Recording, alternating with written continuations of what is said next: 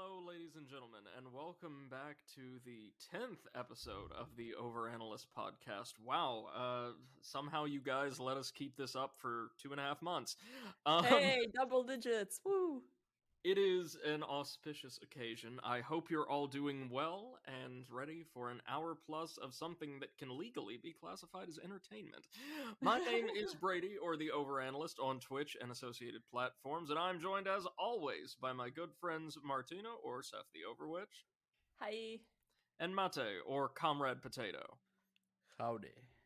And today, friends, we have something special on the docket as we move from my 2-week takedown of BioWare to a retrospective on the tumultuous and increasingly embarrassing history of Blizzard, now Activision Blizzard, which Mate is going to take us through. So please, sir, take it away. Oh, yay. Work for me. I actually am prepared this time. I've even written something down on a paper with a pen. I'm shocked. Yes, my hand is as well. That's not what I usually use it for. I usually use it for my PS4 controller. Get your mind out of the gutter, Seth. Jesus Christ. Anyways, well, Blizzard didn't actually start off as Blizzard. It was founded in February of 1991. You know, not 1891. As Silicon and Synapse. What? Yes, actually, that was their initial company. It was founded by like three friends: Mike Morhaime, Frank Pierce, and Alan Adam. You know what I want to find out at some point, that some company was made by three enemies. Yeah. Frenemies. Every year they would meet for a 3-way martial arts duel, which would determine who took control of the company for that year. No, it's like, I know this guy, I fucking hate him, but I don't want him to make a successful company without me. That would kill me, so let's get successful together. Anyways, three friends, initially they started off as making ports for other developers. Mm-hmm. They would port their games to different platforms. And that was, I guess, a good idea, because they got themselves familiar with how other companies make games, with the coding and everything. With the coding and shit. Yeah, with stuff. Which got them to make some of their own first games, like Rock'n'Roll Racing and The Lost Vikings. Oh, I remember Lost Vikings. Yeah. They looked quite cute. They actually made those while they were still Silicon and Synapse. And they were Silicon and Synapse up to 1994, when for a very short period of time they were called Chaos Studios Incorporated. Wow. Yeah, under that name they did not release a single game. Okay, not cool. Because they were unsuccessful at it, they basically were called that for a very short time. In 94, they were bought out by Davidson and Associates for about $7 million. Wait. Davidson and Associates bought a company that literally did nothing. Well, no, I assume based on their reputation as Silicon and Synapse. Ah, okay. I was like, they bought Chaos and Crap for $7 million, and they did nothing. Like based on their previous work. And they did, that's about when they renamed to Blizzard Entertainment. Okay. And shortly after that, they released their first game under Blizzard Entertainment, Warcraft, Orcs, and Humans, which was a real-time strategy, which at that point, there wasn't that many real-time strategy games being released to the market, which actually they were surprised by. I think the previous super successful one before that was Dune 2. Yeah, you're right. And they were surprised that there was none made, even though the developer of Dune 2 was quietly making Command and Conquer. Mm-hmm. But by then, it was a super successful game. Funny little fact about Warcraft, Orcs, and Humans: the game basically had no script while they were making it. All of it was improvised in the recording studio, by producer and sole voice actor Bill Roper. Really? Yes. That's amazing. Now, they had one voice actor. That element of the production aside, and feel free to correct me if I'm wrong because I've never played it, by the standards of the time, Warcraft was an incredibly deep RTS. Well, yeah. Like, accessible, but there was a lot of layers to it. Yeah, there was. Like, compared to, like, what else was out there at the time, indeed. Awesome. And just one other question I wanted to ask earlier. When they were working as Silicon and Synapse, I take it they specialized in porting games from one type of home computer to another, right? Actually, no, they were porting to consoles. Really? Oh, really? Yeah. You'd be surprised. The fact was, even though Warcraft itself received a lot of accolades, it was still deemed as a niche sort of game because it was in DOS. You actually needed to have a little bit of know-how to install it and be able to even, acquire it and play it. It was in DOS. As for like the Super Nintendo Entertainment System, you get your cartridge and you just plug it in and you play it. Mm-hmm. And in DOS, you actually had to like type a little bit, install it, type a little more to play it. Was it just like, I have this icon, double click, it works, or just oh my god, plug in.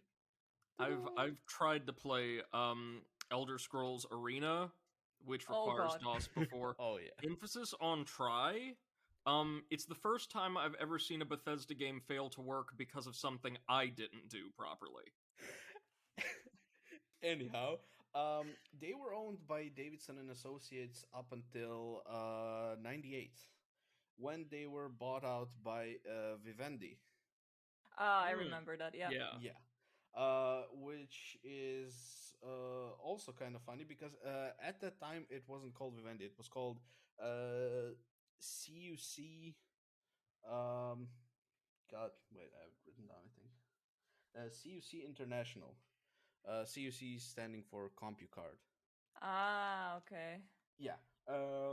They later renamed a lot of times, and then their like gaming division stuck with Vivendi Games, which was funny because they only had a couple of studios, most of which weren't that successful.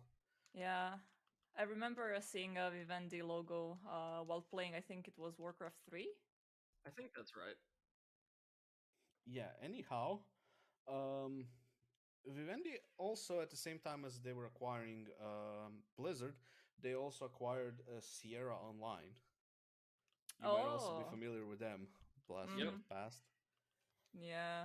But like they're only pretty much that ended up being like super successful was Blizzard. Like they mostly let them like do their own thing. They didn't like they I guess recognize that they don't have much knowledge in like the gaming industry and stuff, and they let them do most of their own decisions and everything. Nice to see. Though not as much as Davidson and Associates let them. Because it's funny because like CUC International was their principal business was running shopping clubs which offered members discount on all sorts of products through like catalog sales and telemarketing. It's funny because like they literally had no business like going into gaming. But imagine that they let the experts in game design and promotion handle those elements largely on their own instead of insisting, oh, no. If there's one thing selling coupons door to door has taught us, it's that you need to have recurrent user spending in all of your titles. Yeah.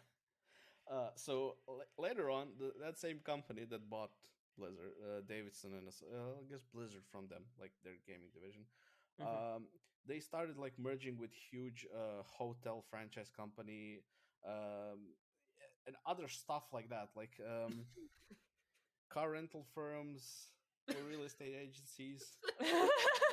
It was like nothing involved with gaming.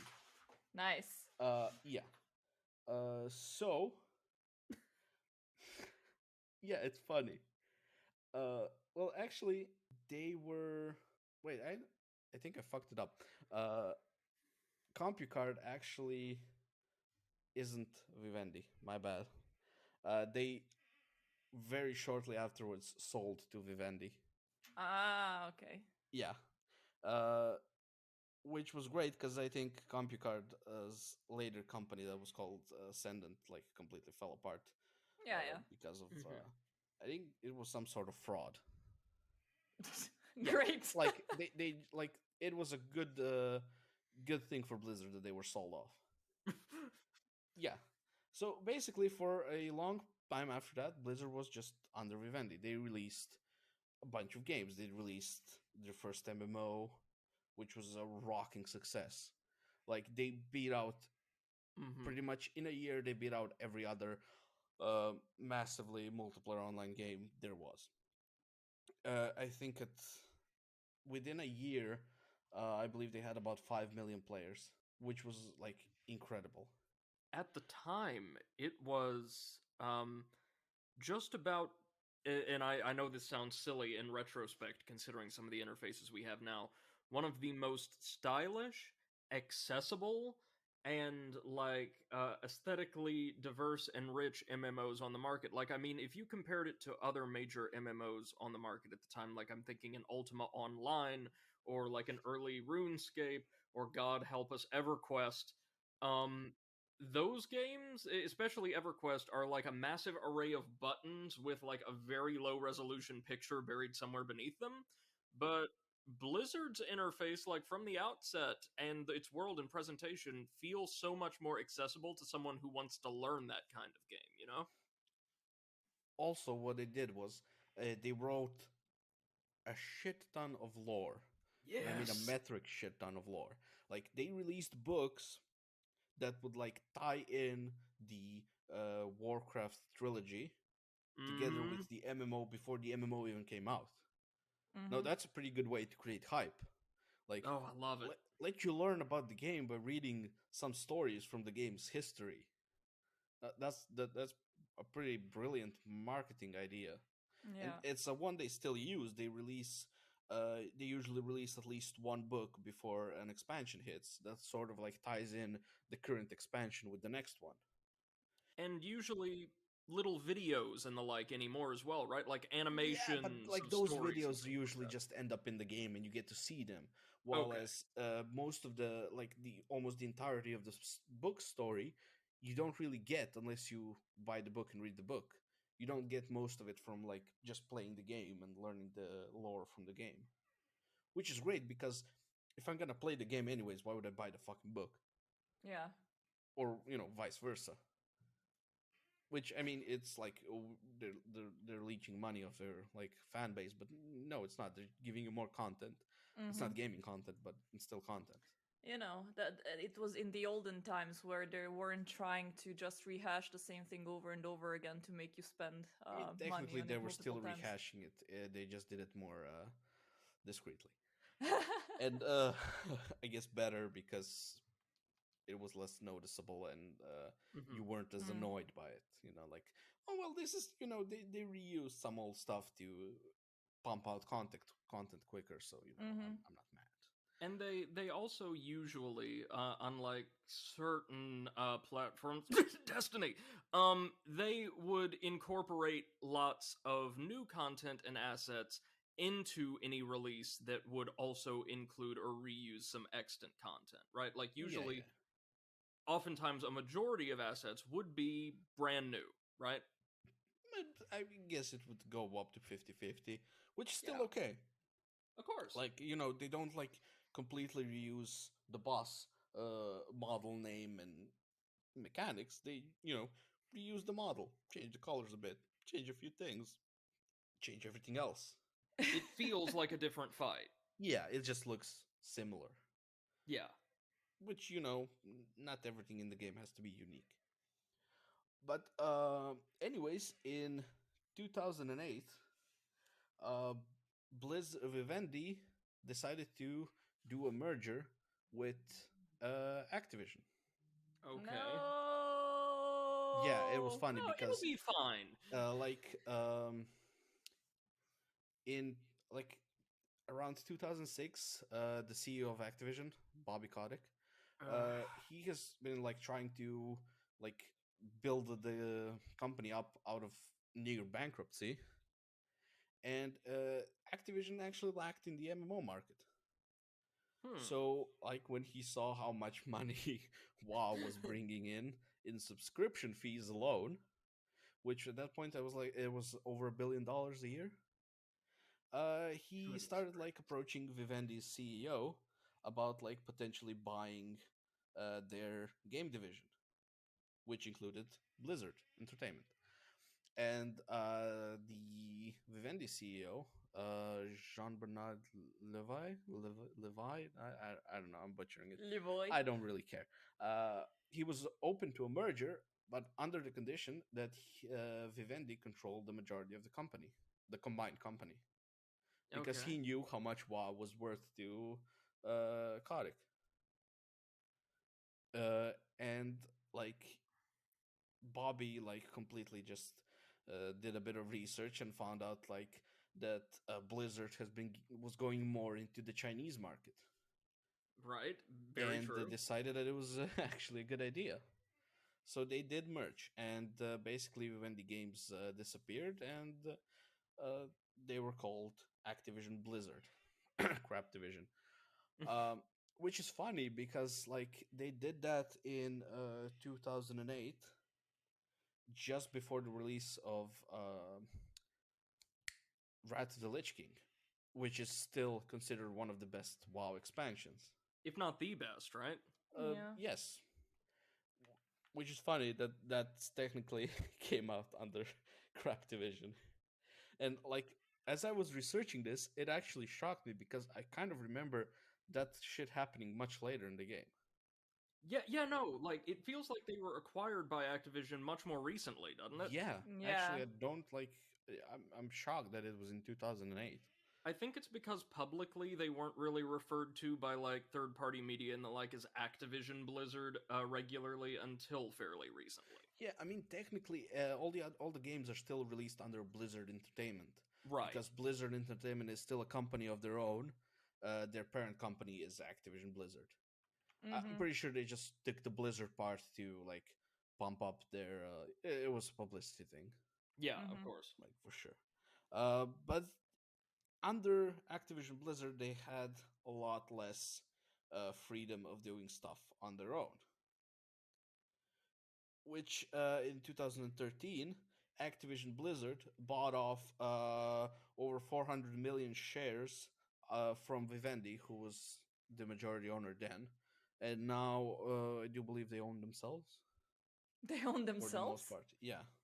Well, this might also explain some of it. If Vivendi still had controlling interest in Blizzard, then probably the way things were done around the company weren't exactly synonymous with what we would typically associate with Craptivision at the time. Exactly. Big Bobby was being held at bay for just a moment or two. Yeah. Even though technically Cataclysm is considered one of the not so good expansions, which was released right after Wrath of the Lich King. Even though compared to the few recent ones, it's still a pretty good one now. Yeah, because our standards have like lowered. No, yeah, they lowered their standards with their shitty fucking expansions. They lowered it all the way to Earthhome, or yeah. What's the explorable zone of the plane of Earth added in Cataclysm? Deep Home. There you go.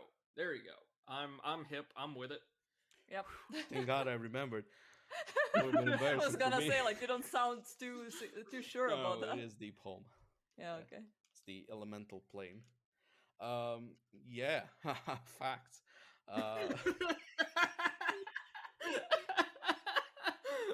Anyways, I purposely skipped off a part of the Blizzard company because I wanted to do it separately, and that is Blizzard North. Okay. Which was a separate division of Blizzard that was almost like entirely autonomous.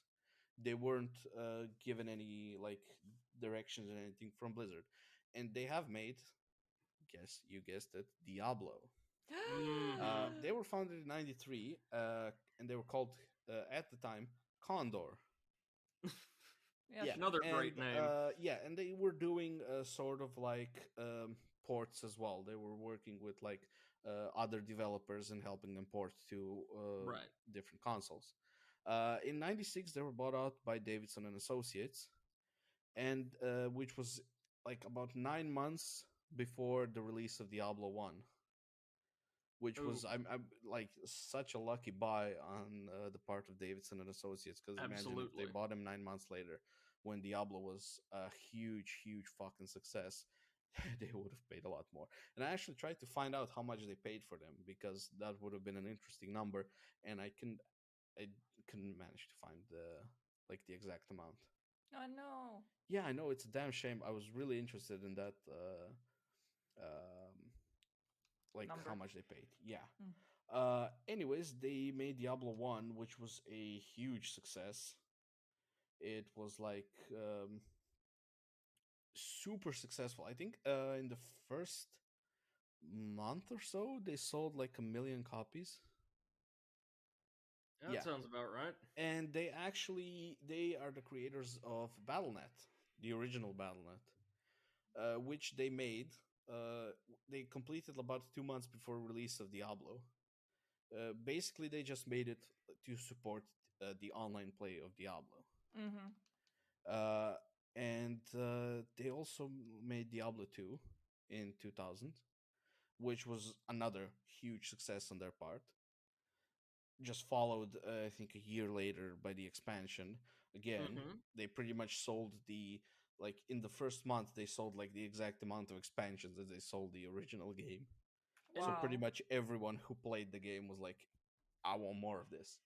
And I have to ask, because we never hear about it, I don't think. We always hear about like the Diablo 2 expansions. How was the Hellfire expansion?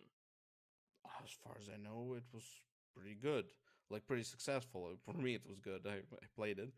Um, like even like I think a year, less than a year after they made it, like for the PC, uh, EA.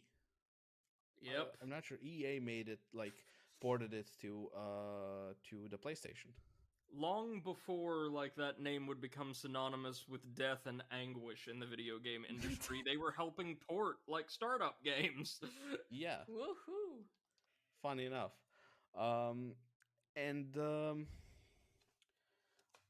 about up to like June 2003, Blizzard North was actually working on their own version of Diablo 3, Okay. which was Ah. scrapped by Blizzard, and they started to make their own, which we all know how that went. Do we know anything about like the differences between their build and As the far main as I Blizzard know, Entertainment? the initial like Diablo 3 was supposed to be way more similar to Diablo 2. Like with all the Okay. runes, just everything would be like more advanced and more like Mm-hmm. expanded. So I got basically Diablo 2 on steroids. Yeah, which I'm like I would have liked to seen like the I guess the demo they had or whatever they had, like was incomplete. So it's That kind of the Blizzard difference. decided we don't like this. It's kind of the difference then between as discussed like last week, the Dragon Age 4 that BioWare really wanted and I think still wants to make, and the Dragon Age that EA wanted them to make. Like, one is a good game that, like, the developers are deeply passionate about. The other, though, is more marketable and allows for more recurrent user spending through things like that auction house, eh? Oh yeah. That was a great idea. Mm-hmm. I don't mind it that much. It wasn't that terrible. Like if you actually want to buy gear, you can just pay someone to play instead of you and get you the gear. You know, at that point you could have just like, you skipped the risk of allowing someone else to play on your own and Account. yeah, and just risk getting hacked or whatever. Great. But anyways, they were also at the time working on a Diablo like game which would Okay. take place in space. Ooh. Oh. Fortunately, that was also never finished because Blizzard North was basically closed down in August of 2005. Mostly because a lot of their developers left in 2003. Like in June 30th, uh, I think, yeah, uh, 9 developers or key people, I guess, from Blizzard North left to form their own studio, Castaway Entertainment, which till the date of their closure, a couple of years later, never made a single game, or released a single game. That was a brilliant decision. Well, there was a lot of conflict with Vivendi at the okay. they no longer had the autonomy that they enjoyed in their beginnings. I'm sure they produced a lot of prototypes and pitches, and just Vivendi didn't pick any of them up. Yeah. Okay. And another 8th left and make another one of their own studios called Flagship Studios. And they actually did make a few games. They made Hellgate London. Ooh. In 2007, which was an action RPG, except like Diablo-like, except made in 3D and first person. Yeah, oh, wow. Which was innovative.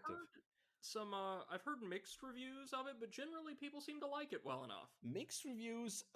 It kind of fell apart and was, I think, supported for another year of their own launch services by Jesus, who was it? I can't remember now. Doesn't really matter. Even though I will check. Because it's gonna bother me for a long time if I don't check. And yeah, Namco Bandai. They provided for another year. Oh, nice. Free server support.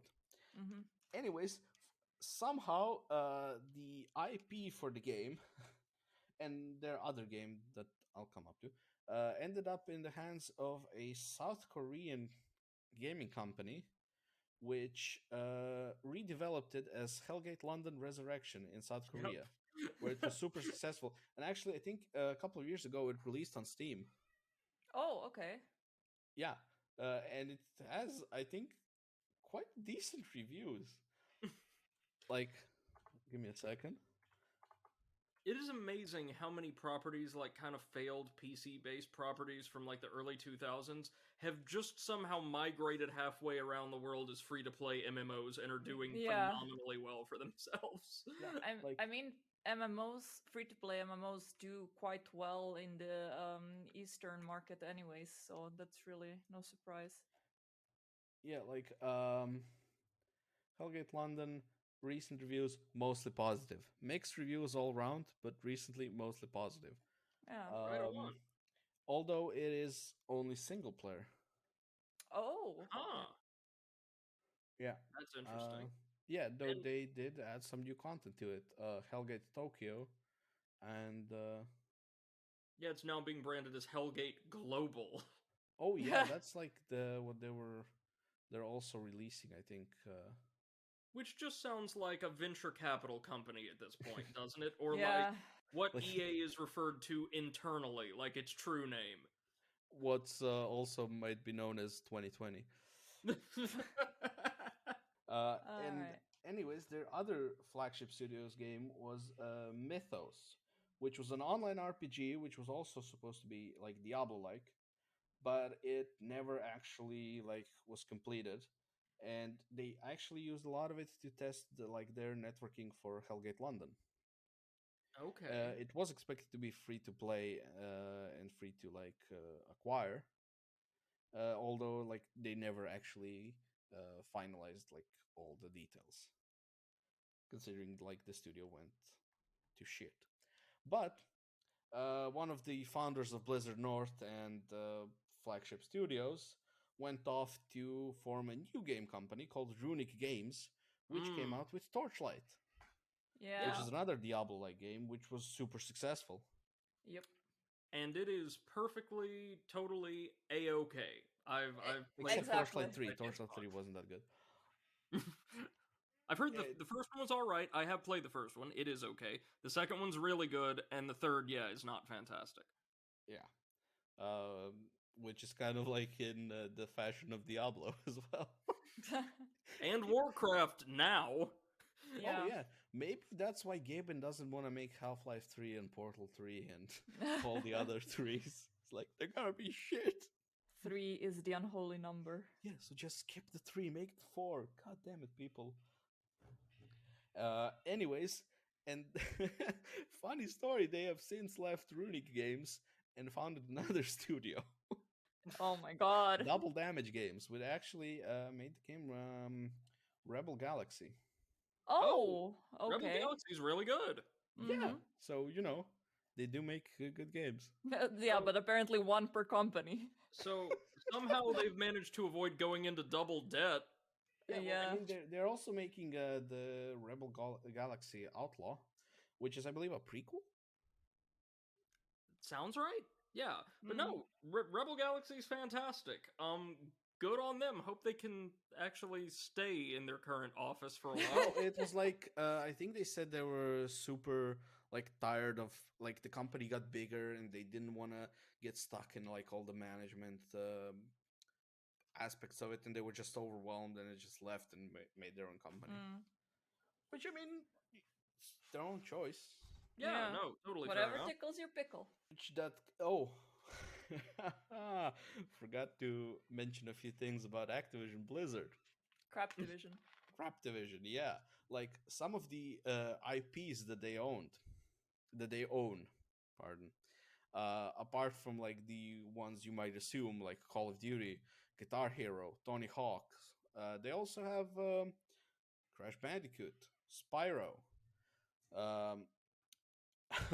Listen to this one. The Candy Crush Saga. No. Yes, because guess who owns the company called King that owns all those saga shit? Good old Bullshit. Big Bobby. Good old Activision Blizzard.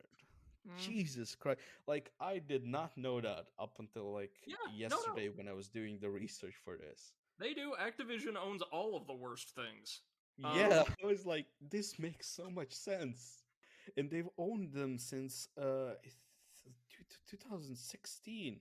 And correct me if I'm wrong, but King is actually a relatively small studio based out of Malta. Yes. So, like, they aren't a powerhouse themselves. But, like, Bobby and friends are helping them squeeze every single last bit of money they can out of your Facebook game-loving great aunt. You know what I was actually thinking? You know, in anime style, one day Craptivision takes off its masks and we realize it's been EA all along, and it's like, yes, it has been me all along. Oh well. In many different forms throughout the years. Yeah.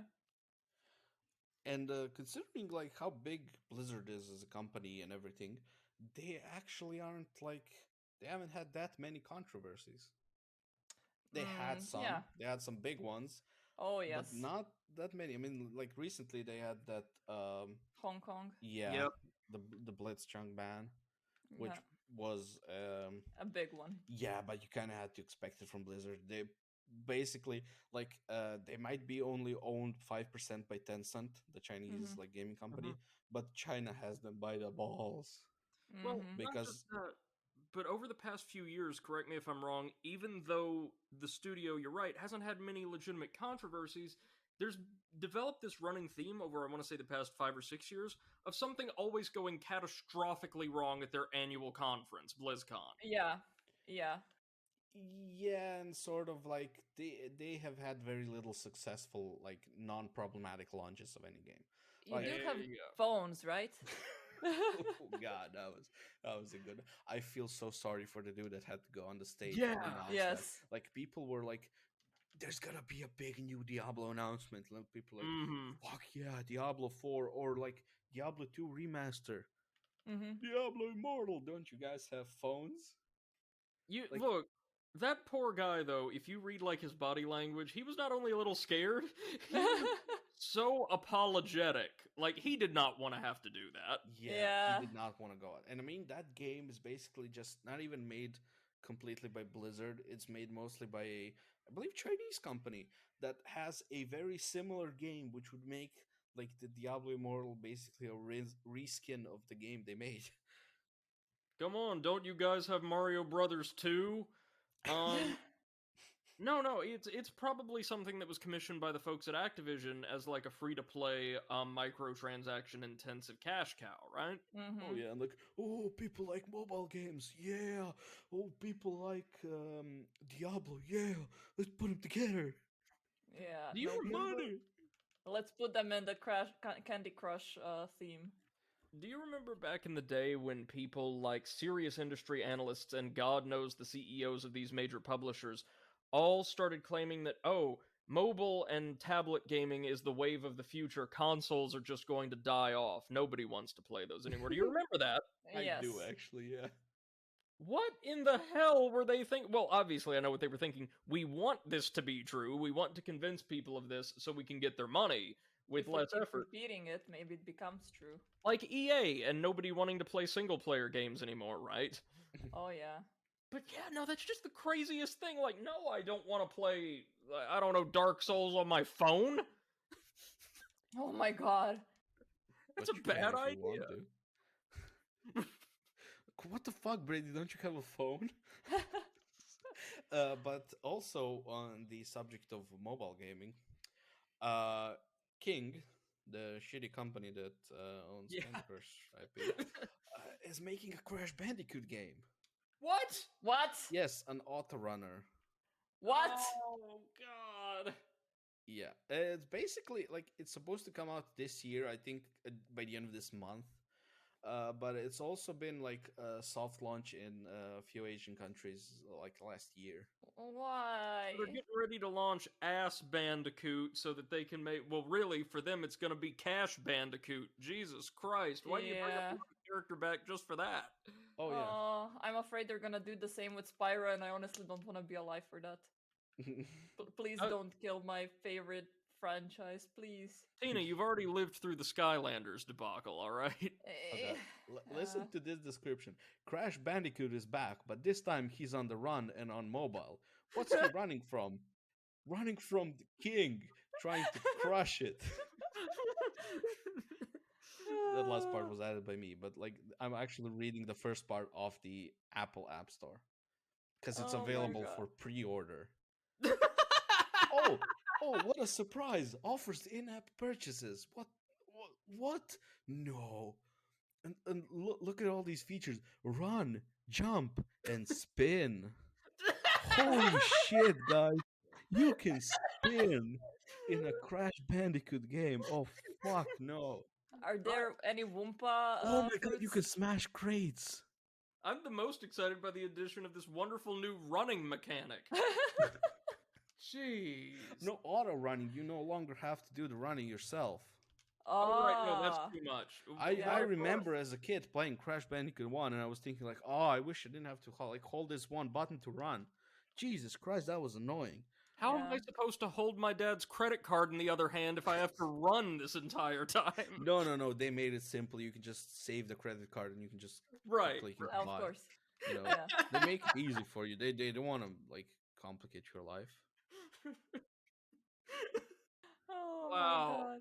We are laughing, but we're crying internally. Oh, Oh, yeah. As ever. Oh, but guys, come on, team up with an all-time favorite character, Coco Bandicoot. And mean, to I'm be sure fair- through time they're gonna add like a shit ton of others that you have to pay for. Oh yeah, of course. Why am Like- I reading this? I don't want to play this. Jesus Christ. That's how they get you. Yep. We're I'm gonna install this just so I can shit on it, and then like, I'm gonna spend $1,000 just to be able to say I did it and shit on it some more. we're all just entranced at this moment. Like Yeah. I was not expecting to hear about that today. Mm-mm. Crash Bandicoot Auto Runner. Amazing. Yeah, Ah, so sad. Thanks, Oh. Activision. yeah. Thanks, Activision, you pieces of shit. Anyways, one of the bigger Blizzard's controversies was the Warden client, which was Okay. included in basically all their online games. It's essentially a piece of software that like sniffs through your RAM while you're playing the game and looks at all the data and basically just looks for any trace of third-party software usage that would facilitate cheating of any Right. form, whether it's botting, whether it's modifying the game, whether it's like just allowing you any kind of unfair advantage, Mm-hmm. which sounds good, except the fact that it literally has access to non-game stuff, anything that's on your computer, well, in your RAM, but still, it allows for potentially like seeing private information, and that all needs to get sent to Blizzard so that they can check, for cheating. which caused a lot of like negative um, response, even Sure. though people quickly basically just forgot about it. And I do believe it's still used. I'm not sure entirely. Like I don't really care if somebody sees what I have on my computer. Uh, but at a certain point, they released an update to Warden.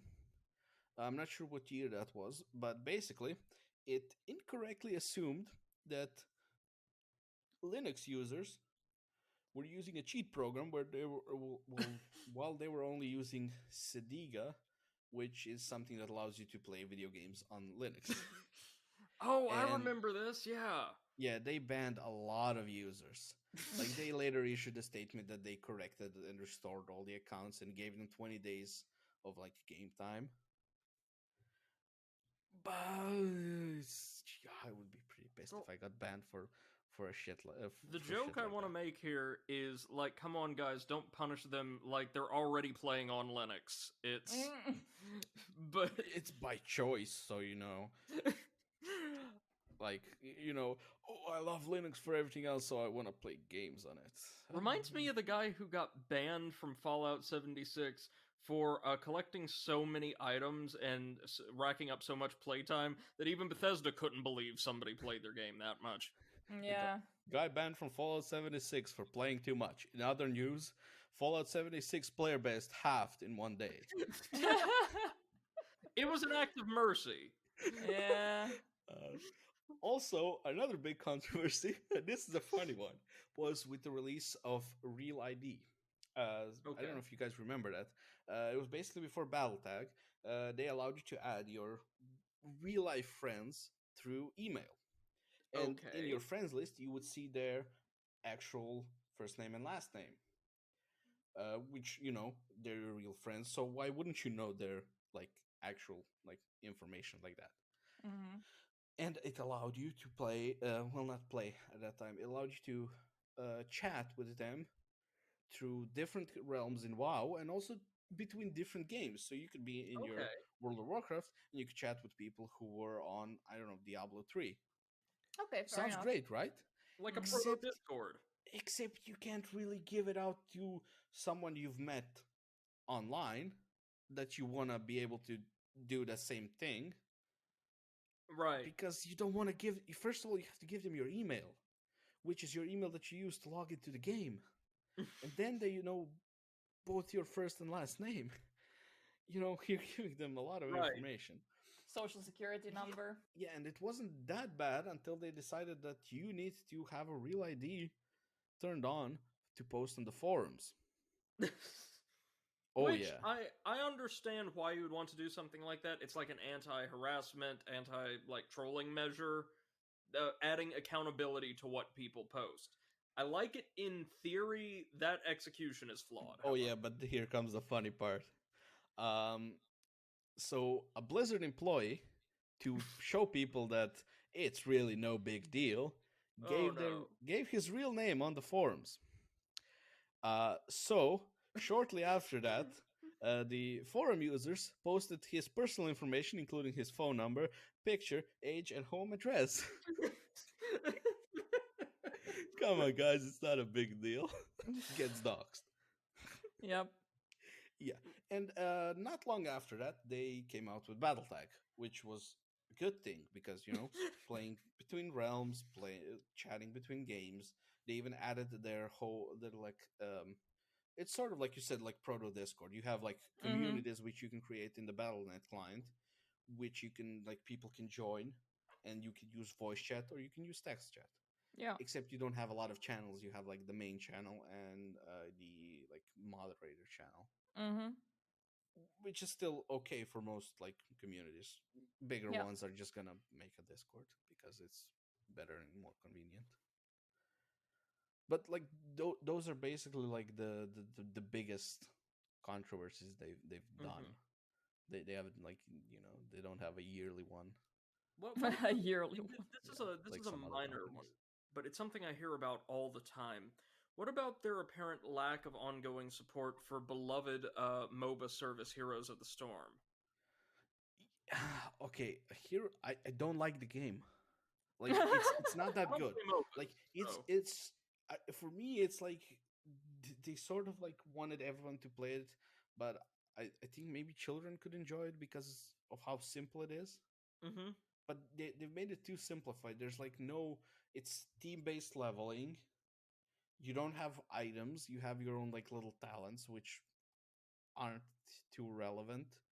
And the moment you get slightly rolled by the other team, you've lost. It's Yeah. nearly impossible to get back. And it also makes it nearly impossible to win if you have one teammate that's just refusing to cooperate in any way because it's team based leveling. And there's also not even, relative to a lot of other MOBAs, that many characters in the roster, right? Well, they actually have a lot of characters in the roster. I mean, they started taking characters from their other games and putting them into Heroes of the Storm. Like, Overwatch characters were getting ported in, and at some point they even required you to play Heroes of the Storm in order to get some skins for Overwatch. Also for WoW, also for you could unlock stuff in Hearthstone. Also by playing, leveling a character in WoW to level 20 would unlock a hero in a hero portrait in Hearthstone, and they like to do that sort of like connection between their games, which is kind of fun, I guess. It's fine. It's like it's not like you get this super amazing weapon that will destroy everything if you play our other game and spend money on it. No, it's like you get this cool little vanity thingy that you can, if you wanted to. It's not a big feat to actually acquire it. Like leveling to 20 can be in, you can do it in like 4 hours. Yeah. You know, but it's a fun way to like tie in their games. Yeah, absolutely. And that's something they have done pretty well, because that's nice, because that's basically what has made them so successful, like tying everything in, like them designing the next 3 expansions in advance, like you know, thinking big picture instead of like just let's just make this one game and then we'll see. Created something of a self-contained multimedia universe and always seem to plan out the ways in which they develop it. Like, they've become almost the video game equivalent to like a Disney circa 1990 or something like that. Yeah. Like, we've got this universe that we're curating and selling to you in very specific ways. Yeah. Whereas Activision is becoming like a Disney circa 2020, as in we own everything and we'll do anything at all with any of it just to get a little bit more money out of you. Yeah, this Activision is just make money, loot boxes. They also published Sekiro, of all things. Wait, really? Yeah! Like, it was not, I want to say Namco Bandai published the Dark Souls games. Does that sound right? But Sekiro was published by Big Bobby himself, in the most bizarre choice of publisher I think I've seen on a major project in ages. It doesn't fit Activision's catalog whatsoever, but I guess they saw FromSoft and saw dollar signs, so. Oh, I just remembered, like, one of the reasons why I believe Heroes of the Storm kind of got fucked, is because basically Valve fucked them over. They were releasing, Heroes of the Storm was initially supposed to be called Dota All-Stars. Which was nice. Like supposed to be like a successor to the original Dota that was a map made for Warcraft 3. Right. And Valve did it first. They got like the maker of Dota to like join their team, and they got into a legal thing about it, and the Valve came out victorious. Yeah, that's they really got weird. Rights to the name. They took the rights to what would become Dota 2. There will never be a third because Valve published it. And that MOBA, for what it's worth, I do have a little bit of experience with, is I actually think really solid. Dota 2? Yeah. Yeah, I'm sort of like I miss the old Dota because they changed it a lot. It's like almost completely different from what it used to be, but it's still a fun game. I personally hate MOBAs, so yeah, not my thing. I don't know. I liked when with my friends we used to join up at one person's place. 5 of us just brought their PCs and played like a LAN party, but we play Yeah. online. And then Yeah. at one point, like in 3 a.m. in the morning, one person is like, "Oh, guys, I need some rest." So like, play one as a team of 4, and then one guy joins, and that poor guy, because at that point, I think half the people are either drunk or stoned, and they're not playing their best by far. They And barely know which game they're playing. oh god, I had a friend who was like, "I play so amazing when I'm stoned. Like I'm so much better than when I'm sober." Uh-huh. Like cue him standing for 10 seconds while the enemy team is just beating the shit out of him, and then he starts moving, and then he's like, "Oh guys, I died somehow." Well, yeah, no, that's a far less serious equivalent of no. I actually drive better when I'm drunk. Yeah, pretty much actually. Like, whoa, yeah, and yes, I sympathize for the random people around the world who just drop into that lobby. Yeah. Yeah, I was like, sorry, Imagine dude. trying to rank up and that being your last game before the new new rank. Oh, I think at that point there wasn't really much ranked in that like uh when we played. I'm not sure. Lucky. I would be really salty. Yeah, we weren't really playing ranked. And I think, aside from the properties we've already discussed, everybody knows like Blizzard and Activision are behind Overwatch, and eventually Overwatch 2. But Eventually, yes. before the acquisition, correct? I think it was before the acquisition. Blizzard, or one of the Blizzard studios, made major waves with the first installment in the StarCraft franchise, right? Yeah, indeed.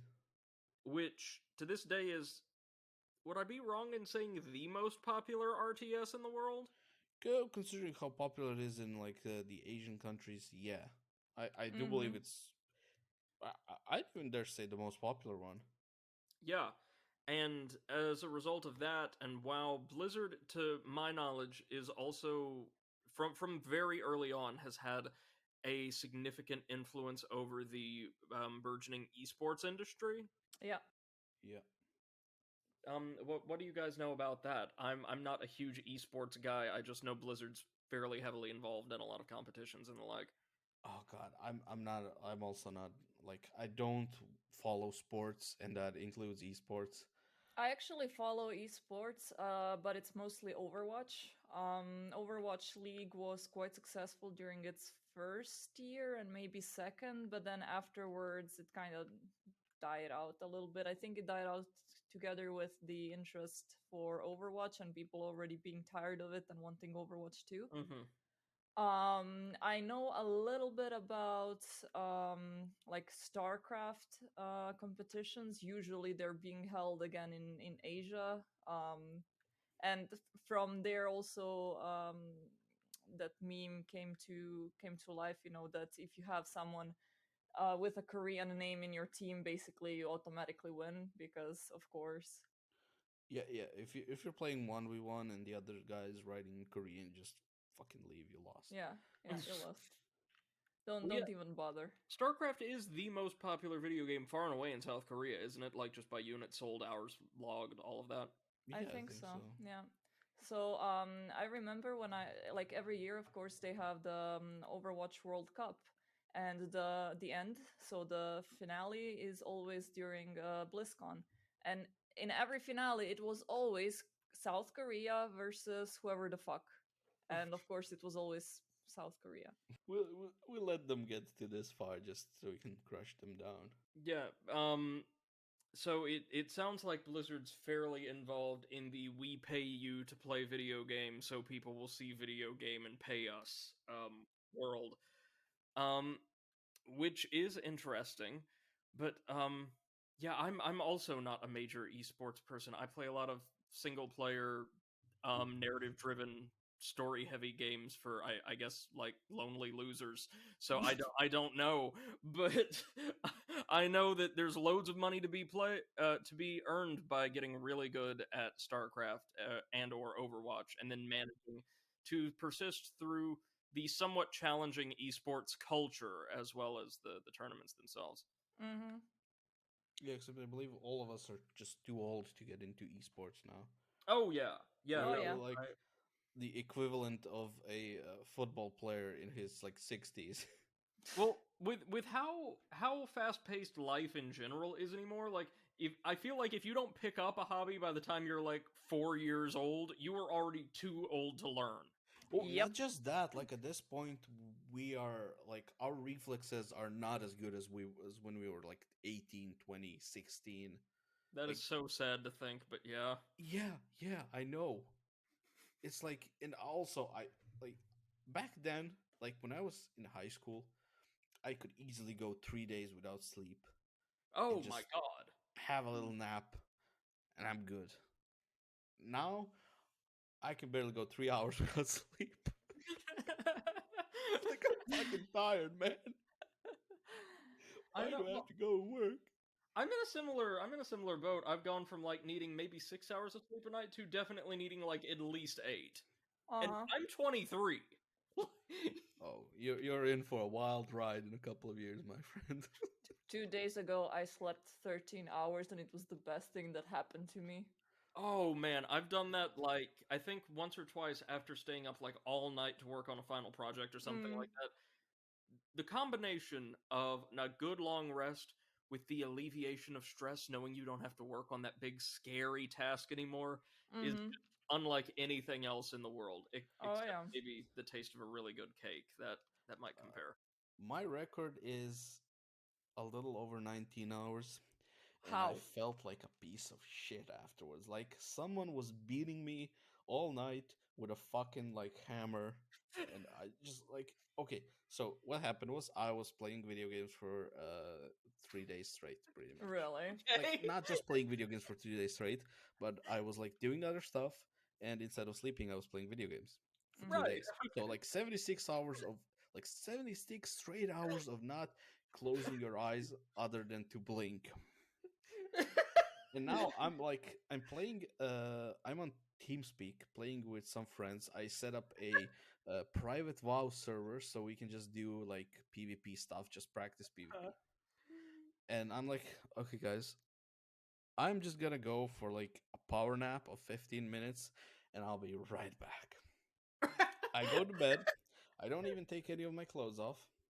I don't turn off my computer because I was hosting the server. I don't go off of TeamSpeak because I'm just gonna get like a shut eye for 15 minutes. I close my eyes and I open them immediately. Except it's been 19 hours later.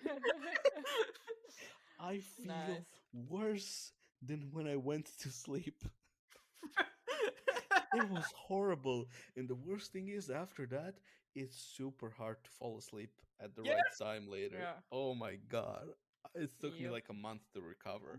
Have you ever hit those times? I'm assuming you both have then, where like you've been working really extensively, or you've just been up a long time, and you reach a point where it feels almost like you're too tired to go to sleep. Oh, Yeah. yeah. Yeah. If you fight it for too long, you just like sort of become incapable of falling asleep for a while. It's kind of like when you're super, super hungry, and then you get up hungry up until that point that you just can't eat anymore. Right, Yeah. right. Uh, That's horrible. the takeaway from this, friends, is none of us are healthy. Yep. Yeah. Don't be like us. God, if I did something like that, like nowadays, I'm pretty sure I would die. Mm-hmm. No, it's weird. Like you stay up all night, you start getting that kind of fragile, chilled feeling in your joints, you know? Mm-hmm. It's an experience, but 3 days, man. That's Feeling in your joints like a grandpa, like, oh, I feel the change of weather in my knees. No, in my case, it's, oh my god, I can feel like every single nerve in my body at once. Please make it stop. Wow. We are fucking old. So, where do we see Craptivision Blizzard going from here on? Oh, I'd hope somewhere better, but let's be honest, I doubt it. Like they're just gonna like, oh, let's see how we can cater to the player base the most. so that they would like our games and play them, and they're just gonna end up fucking everything up. Because like the old Blizzard way of doing things is we're gonna do what we think is best. If players like it, great. If they don't, well, there's players that like it. Yeah. And they were super like about customer service back then. Mm-hmm. Mm-hmm. Like part of it was because like World of Warcraft had game masters, which would basically be just they'd have their own characters in the game. They would just like be playing the game sort of. Oh my god, remember Game Masters were a thing. Yeah, and they were just like you have a ticket, they would spawn next to you, and they were like, "Oh, how can I help you?" And they'd even do a little bit of role play, and they would Yeah. go out of their way to help you. And nowadays they also like, sort of go out of their way to help you, but nowadays it's like efficiency. You have to like be able to do multiple tickets at once, so you just have like the ticketing system where you can chat with like 50 people at once. Mm-hmm. And it's not what it was. It's like it gave it sort of a bit of charm. It might not have been as efficient, but you It know, felt personal. yeah, it felt like somebody actually cared about you. You know what? I'm going to take that to spin off one of our little morals for the day. Increasingly, and I feel like throughout the pandemic, this has become true of my work.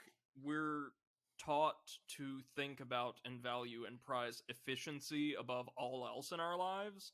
Like, Mm-hmm. you know, with the advent of the 24-hour, what I call the 24-hour digital workplace, it's assumed that anytime you aren't working, you really should be, no matter what hour it is, that anything superfluous, not just in work but in life, should be excised in order to get more things done more quickly.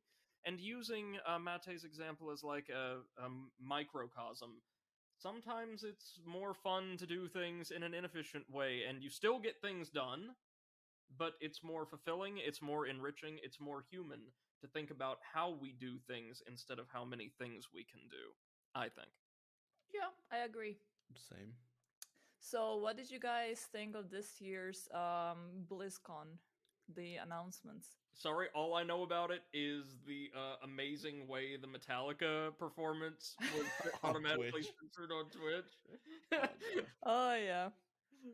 Oh. Basically the WoW stuff was nothing really new announced, like, you know, big things like your next patch flying, which was Mm-hmm. known, uh sort of like a little bit of content. Diablo 4, I basically knew it wouldn't come out this year.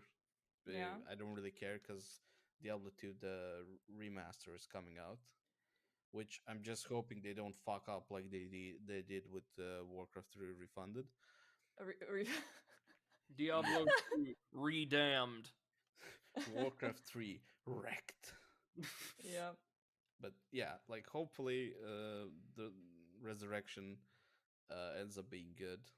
Yeah. Like, Yeah. if they just go for like polishing it a little bit, it looks nicer, and basically just like, you know, Just keep give it new everything- graphics. That's it. Yeah, keep And everything. there's a different team working on that project, right? One that has had success with Well, ports in the Blizzard past. North no longer exists. Or do you mean like different team than Warcraft? Different from the Warcraft 3 Oh remake. yeah. Okay.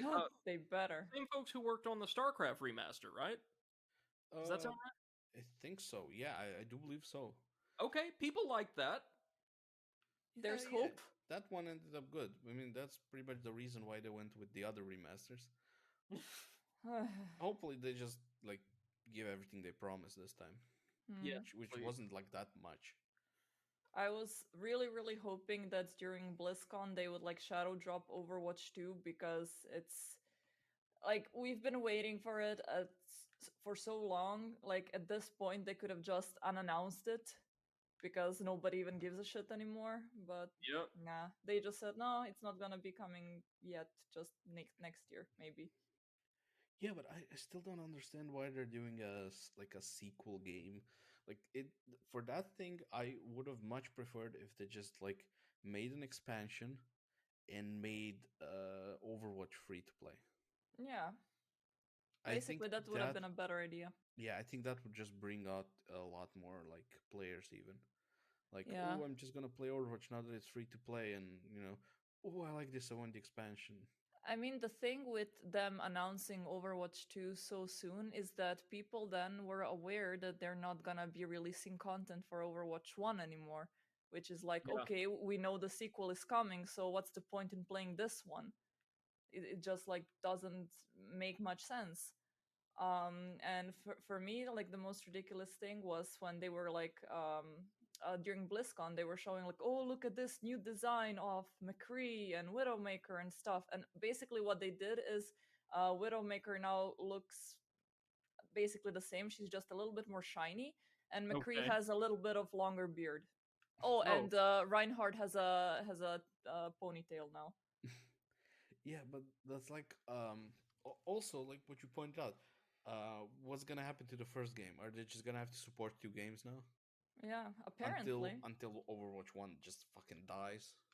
I mean, they said that people with Overwatch 1 are going to be able to play with people who have Overwatch 2, which is I don't know Then why. what's the point of making a new game? Right. Right. Yeah. Like I'm if you're not changing like the core concepts of how the game works, what's the fucking point? And what happens to my skins from the first game when I buy the other one? I'm afraid since like basically the whole roster's carrying over, they're just selling you a few DLC characters and skins with the additional like buy-in price of $60 Yeah. or $70 or the equivalent. I mean, that's what people said. This is basically a DLC that they named as a sequel. Yeah, but like still, charge me the full price. I don't care. I've been paying for expansion packs for WoW the full price this Yeah. whole fucking time. Like I don't mind paying a full price for like an expansion or a DLC if the content is worth it. Yeah, of course. But this just seems fucking pointless. Agreed. Like unless you're making 2 separate games, why the fuck are you making the other one as a standalone separate game? Just make the first one free to play, because realistically, after you put out Overwatch 2, no one's gonna be buying the first one unless Yeah. they're stupid or nostalgic or Stupid. I don't even fucking know what else. Yeah, and so why not? Why Blizzard? Fucking why? Money. Blizzard, why? No, Seth, don't. We're gonna get the MCA strike. Oh, that's true. Like Metallica. No, they didn't. They prevented it. You know. By what did they But play over? Like xylophone sounds. ukulele and xylophone music. It'd be great though if instead the members of Metallica just walked out on stage with like little ukuleles and kids xylophones and marimbas. Xylophonica. Xylosymphonic sound. Yeah, but interesting little video I've seen like a couple of days ago. It's an old video actually, but like a year or two ago. Like how to monetize your videos even if you can't monetize them. Like even if you like don't meet the requirements of monetization on YouTube. No. You make your own song or pay someone to make you a song that you own the copyrights for. Have it registered with Content ID and just add it as an outro or an intro to your video. And then you basically claim your own videos with a different account that owns like the song. That's amazing. It also, if you get like claimed by a different company for any bullshit, they don't get the full profits of it. They get half. That is awesome. Oh my god. Yeah, I know, it's hilarious. Also, due to the fact that you're registered with Content ID, you will be claiming your own videos automatically. I will try to find a video and link it in Discord later. Well, I think we know what to do. Yeah. Let's write a song. Yeah. But yeah, as long as it's like recognizable, it works. Yeah. It's just like I think the dude said he's not sure what happens if you were to put it in every single one of your videos.